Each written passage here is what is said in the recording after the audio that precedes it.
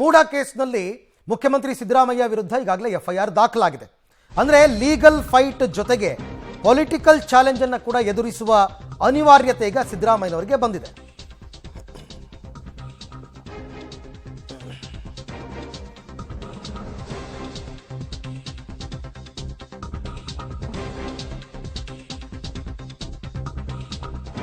ಕಾನೂನು ಹೋರಾಟ ಮತ್ತು ರಾಜಕೀಯ ಹೋರಾಟ ಎರಡನ್ನೂ ಎದುರಿಸುವ ಅನಿವಾರ್ಯತೆ ಈಗ ಸಿದ್ದರಾಮಯ್ಯನವ್ರಿಗೆ ಬಂದಿದೆ.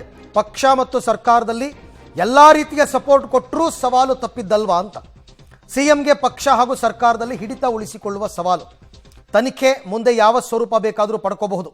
ಆಗಲೂ ಇದೇ ರೀತಿಯ ಬೆಂಬಲ ಇರುತ್ತಾ ಅನ್ನೋದು ಅನುಮಾನ. ಈ ಮಧ್ಯೆ ಸಾಕಷ್ಟು ಮಹತ್ವ ಪಡೆದಿದೆ ಎಐಸಿಸಿ ಅಧ್ಯಕ್ಷ ಮಲ್ಲಿಕಾರ್ಜುನ ಖರ್ಗೆ ಅವರ ಹೇಳಿಕೆ. When Godhra incident happened, whether Modi ji has resigned and several cases were also pending against at that time, even Mr. Shah, against Mr. Shah. See, don't target a particular person to damage his image. Through him, the party will also be damaged. Your interest is to damage the Congress party, not the individual. He may be here today or may not be. Party will continue.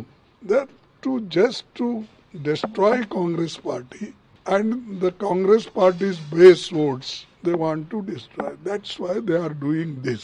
Okay, let law will take its own course, taking one small issue and fighting, and that too not neither charge sheet is filed nor he has convicted. We are standing with him. We will support him because he represents the party, not individual. ಈ ಬಗ್ಗೆ ಮತ್ತಷ್ಟು ಮಾಹಿತಿ ನನ್ನ colleague Sukesh ಅವರಿಂದ ಪಡ್ಕೊಳ್ಳೋಣ. ಸುಕೇಶ್, ಮಲ್ಲಿಕಾರ್ಜುನ್ ಖರ್ಗೆ ಅವರ ಮಾತನ್ನೇ ಕೇಳ್ತಾ ಇದ್ದಾಗ ಅವ್ರು ಹೇಳಿದ್ದಾರೆ, ನಿಜ ಮುಖ್ಯಮಂತ್ರಿಗಳ ಬೆಂಬಲಕ್ಕೆ ಪಕ್ಷ ನಿಲ್ಲುತ್ತೆ, ನಾವು ನಿಲ್ತೀವಿ ಅಂತ. ಆದರೆ ಇನ್ನೊಂದು ಮಾತು ಹೇಳ್ತಾರೆ, ಸಿದ್ದರಾಮಯ್ಯನವರು ಇರಬಹುದು ಇಲ್ಲದಿರಬಹುದು, ಪಕ್ಷ ಅಂತೂ ಶಾಶ್ವತ ಅಂತ. ಹಾಗಾಗಿ ಮುಂದಿನ ದಿನಗಳು ಕೂಡ ಇದೇ ಬೆಂಬಲ ಸಿದ್ದರಾಮಯ್ಯನವರಿಗೆ ಸಿಗ್ತಾ ಹೋಗುತ್ತಾ? ಅದನ್ನೇ ರಾಜಕೀಯ ಸಂಘರ್ಷ ಅಂತ ಕರಿತಿರೋದಾ ಅಂತ? ಖಂಡಿತ ಹೌದು. ಯಾಕಂದರೆ ಅರವಿಂದ್, ಈಗ ಸದ್ಯಕ್ಕೆ ಸಿದ್ದರಾಮಯ್ಯ ಪರವಾಗಿ ಇಡೀ ಹೈಕಮಾಂಡ್ ನಿಂತಿದೆ, ಪಕ್ಷ ನಿಂತಿದೆ, ಸರ್ಕಾರ ನಿಂತಿದೆ, ಜೊತೆಗೆ ಶಾಸಕರ ಬೆಂಬಲ ಇದೆ. ಇಡೀ ಸಚಿವ ಸಂಪುಟ ಸಹೋದ್ಯೋಗಿಗಳು ಒನ್ಲೈನ್ ರೆಸಲ್ಯೂಷನ್ ಮಾಡ್ತಾರೆ ಕ್ಯಾಬಿನೆಟಲ್ಲಿ, ನಾವು ನಿಮ್ಮ ಜೊತೆಗಿದ್ದೀವಿ ಅನ್ನುವಂಥದ್ದೆಲ್ಲವೂ ಹೌದು. ಆದರೆ ಮುಂದಿನ ಕಾನೂನು ಸಂಘರ್ಷ ಹೇಗೆ ನಡೀತಾ ಹೋಗುತ್ತೆ ಅಂತ ಹೇಳಲಿಕ್ಕೆ ಸಾಧ್ಯ ಇಲ್ಲ. ಪರಿಸ್ಥಿತಿಯು ಕೂಡ ಇದೇ ರೀತಿ ಇರುತ್ತೆ ಅಂತ ಹೇಳಲಿಕ್ಕೂ ಸಾಧ್ಯ ಇಲ್ಲ.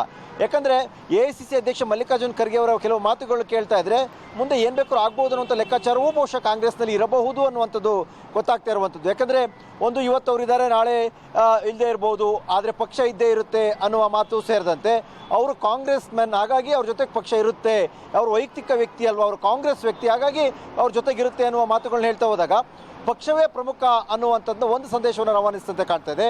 ಹಾಗಾದರೆ ಪಕ್ಷವೇ ಪ್ರಮುಖ ಅನ್ನೋದಾದರೆ ಪಕ್ಷಕ್ಕೆ ಮುಜುಗರ ಆಗಬಹುದಾದಂತಹ ಅಥವಾ ಪಕ್ಷಕ್ಕೆ ಬೇರೆ ರೀತಿಯ ಸಂಕಷ್ಟಗಳು ಎದುರಾಗುತ್ತೆ ಅಂತ ಕಂಡಾಗ ವ್ಯಕ್ತಿಗಿಂತ ಪಕ್ಷವೇ ಮುಖ್ಯ ಅನ್ನುವಂಥ ತೀರ್ಮಾನಕ್ಕೆ ಬಂದರೆ ಸಹಜವಾಗಿ ಸಿದ್ದರಾಮಯ್ಯ ಅವರ ವಿಚಾರದಲ್ಲಿ ಮುಂದೆಯೂ ಕೂಡ ಇದೇ ಸ್ಟ್ಯಾಂಡ್ ಇರುತ್ತೆ ಅಂತ ಹೇಳಲಿಕ್ಕೆ ಸಾಧ್ಯ ಇಲ್ಲ.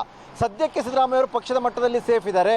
ಆದರೆ ಕಾನೂನಾತ್ಮಕವಾಗಿ ಯಾವ ರೀತಿ ಪ್ರಕ್ರಿಯೆಗಳು ನಡೀತಾ ಹೋಗುತ್ತೆ, ಏನೆಲ್ಲ ಎದುರಾಗುತ್ತೆ ಅನ್ನೋದ್ರ ಮೇಲೆ ಬಹುಶಃ ಎಲ್ಲವೂ ತೀರ್ಮಾನ ಆಗುವಂಥ ಸಾಧ್ಯತೆ ಇರುತ್ತೆ. Arvind, right, thank you Sukesh, ತಮ್ಮ ಎಲ್ಲ ಮಾಹಿತಿಗಾಗಿ ಧನ್ಯವಾದ. ರಾಜಕೀಯ ಅಂತಕ್ಕಂಥದ್ದು ನಿಂತ ನೀರಲ್ಲ, ಪಕ್ಷವೇ ಮುಖ್ಯ ಹೊರತು ವ್ಯಕ್ತಿ ಅಲ್ಲ.